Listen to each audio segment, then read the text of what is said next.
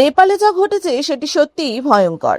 হিমালয়ের কাছ থেকে হঠাৎ করে বিপুল পরিমাণে জল, বরফ, পাথর আর কাদা নেমে আসে। আর কয়েক মিনিটের মধ্যেই নদীর জল অনেকটা বেড়ে যায়। রাস্তা আর সেতু ভেঙে যায়, বহু মানুষ নিখোঁজ হয়ে যান।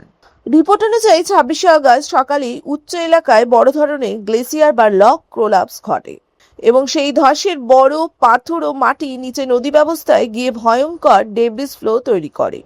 টিবেটের দিকে সরাসরি প্রভাব পড়ে। চায়না টিবেট অটোনমাস রিজিয়নে গিরিং কান্ট্রি এবং গিরিং পোর্ট, যা নেপালের সঙ্গে গুরুত্বপূর্ণ বর্ডার ক্রসিং এবং কাঠমান্ডুর হাসার রুটের অংশ, ভয়াবহভাবে ক্ষতিগ্রস্ত হয়। এইগুলো বর্ডারের ইনফ্রাস্ট্রাকচার, রোডস এবং বিল্ডিং ধ্বংস হয়ে যায়। আর সবচেয়ে ভয়ঙ্কর বিষয় হলো, এটি শুধু একটি সাধারণ নদীর বন্যা ছিল না। বরফ, বিশাল পাথর, কাদা আর জল একসঙ্গে নেমে আসায় প্রবাহটি অনেকটা দেওয়ালের মতো এগিয়ে আসে। নেপালের দিকে এই জল ও ডেব্রিজ ভটিকোচি এবং ত্রিশুলি নদীর নিচের দিকে ছড়িয়ে পড়ে। একের পর এক বসতি, ইনফ্রাস্ট্রাকচার ক্ষতিগ্রস্ত হয়। এর ফলে ত্রিশুলি রিভারের জলস্তর মাত্র 30 মিনিটে প্রায় 9 মিটার বেড়ে যায় বলে রিপোর্টে হয়েছে।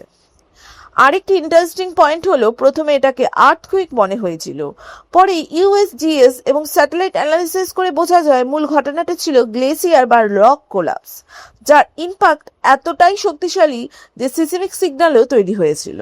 এই ধসের ফলে বিপুল পরিমাণ ধ্বংসাবশেষ ও জলের নদীতে গিয়ে পড়ে। আচমকাই ভয়াবহ বন্যার সৃষ্টি হয়।